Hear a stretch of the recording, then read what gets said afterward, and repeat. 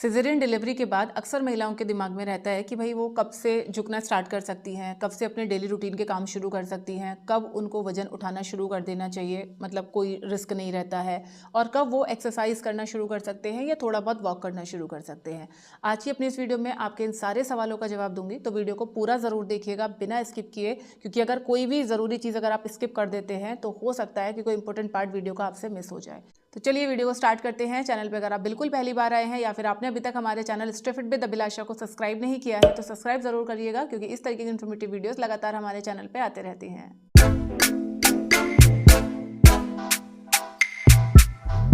देखिए, जैसे ही आपकी सिजेरियन डिलीवरी होती है तो डिलीवरी के बाद जो पहला हफ्ता होता है वो काफ़ी नाजुक होता है। उस वक्त आपको अपना ध्यान रखना बहुत ज़रूरी होता है। हालांकि जो हमारे ज़रूरी काम होते हैं, जैसे कि बच्चे को फीड कराना है या वॉक करना है, अपने वॉशरूम तक जाना है, बच्चे की नैपी वगैरह चेंज करनी है, बैठे बैठे ये सारे काम तो हम पहले दिन से ही करने शुरू कर देते हैं।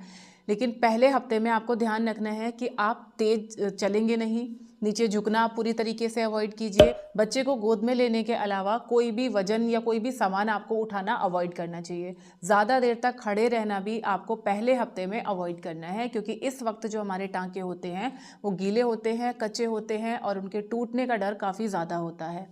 एक हफ्ते के बाद जब आपके टांके अच्छे से डिज़ोल्व हो जाएं, ठीक हो जाएं, उनमें किसी तरह का कोई रिसाव ना हो, तो एक हफ्ता कंप्लीट होने के बाद आप अपने घर के छोटे मोटे काम करना शुरू कर सकते हैं। जैसे खड़े खड़े खाना बनाना है या कपड़े बाहर सुखाने के लिए डालने हैं, खड़े खड़े बर्तन साफ करना है। ऐसे जो छोटे छोटे काम हैं आपके घर के, वो आप कर सकते हैं। पूरा आगे बेंड करना, धरती से कोई सामान उठाना या पोछा लगाना, चाहे भले खड़े खड़े आप पोछा लगा रहे हैं लेकिन उसमें अगर आप आगे पूरा बेंड कर रहे हैं तो ऐसी चीज़ आपको कम से कम 2 हफ्ते तक अवॉइड करना चाहिए। वॉकिंग वगैरह करना आप शुरू कर सकते हो डिलीवरी के 2 हफ्ते पूरे होने के बाद, यानी आपके जब तक सेकेंड हफ्ता, यानी आपके डिलीवरी को 15 दिन होते हैं, तब तक आप बिल्कुल भी एक्स्ट्रा वॉक मत करो। जितना आपके घर में काम है, जितनी आपकी ज़रूरत है, सिर्फ उतना ही आप वॉक कीजिए। 15 दिन होने के बाद, यानी कि 2 हफ्ते के बाद, आप थोड़ा थोड़ा जेंटल वॉक शुरू कर सकते हैं। घर के जो आपके रेगुलर के काम हैं उनको आप धीरे धीरे करके शुरू कर सकते हैं। अब बात आती है कि भाई वजन कब उठाना है, तो देखिए ये डिपेंड करता है आपकी स्ट्रेंथ पे, प्लस आपके जो बॉडी का रिकवरी रेट है वो क्या है। अगर आपके टांके ठीक होने लग रहे हैं, यानी टांकों में कोई दर्द नहीं है, कोई रिसाव नहीं है, डॉक्टर को आपने चेक करा लिया है, सारे टांके हील हो चुके हैं, तो आप खड़े खड़े हल्की हल्की एक्सरसाइज शुरू कर सकते हैं, वो भी डॉक्टर से सलाह लेने के बाद। पहले आप डॉक्टर को बता दीजिए कि मैं क्या छोटे छोटे एक्सरसाइजेज या वॉकिंग वगैरह शुरू कर सकती हूँ। अगर डॉक्टर आपको परमिशन देता है तो आप शुरू कर सकते हैं। वजन जहाँ तक उठाने की बात है, तो जब तक बहुत ज़रूरी नहीं हो आपको वजन उठाना अवॉइड करना चाहिए। कम से कम 2 से 3 महीना आपको फुल्ली अवॉइड करना चाहिए, क्योंकि टाँके हमें ऊपर से देखने में लगता है कि ठीक हो गए, लेकिन इंटरनली हमारे टाँकों को हील होने में काफ़ी टाइम लगता है। तो वजन उठाना तो आपको कम से कम 3 महीने तक अवॉइड करना चाहिए। चाहे आप घर के किसी सामान का वजन उठा रहे हैं, चाहे आप अगर जिम जाने की सोच रहे हैं, तो कम से कम 3 महीने तक आपको नहीं जाना है। घर में हल्का हल्का आप योगा, छोटे छोटे स्ट्रेचेस, ये आप 1 महीने के बाद शुरू कर सकते हैं, लेकिन पहले एक बार डॉक्टर से बात ज़रूर कीजिएगा।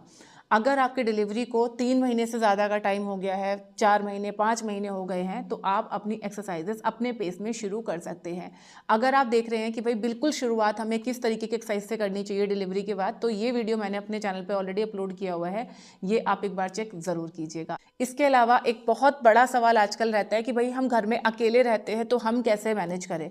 तो देखिए, अगर आप घर में अकेले रहते हैं और आपकी सिजेरियन डिलीवरी हुई है, और अगर आपके पास आपका जो ये बच्चा है जो अभी डिलीवरी से हुआ है, अगर आपका सेकंड या थर्ड चाइल्ड है, पहले से आपके 1 या 2 बच्चे हैं, तो उस केस में आपकी जिम्मेदारी डेफिनेटली बढ़ जाती है। लेकिन कुछ टाइम के लिए आप हेल्पिंग हैंड ले लीजिए, यानी कि अपने घर से आप या तो किसी को बुला लीजिए, अपने किसी फ्रेंड को।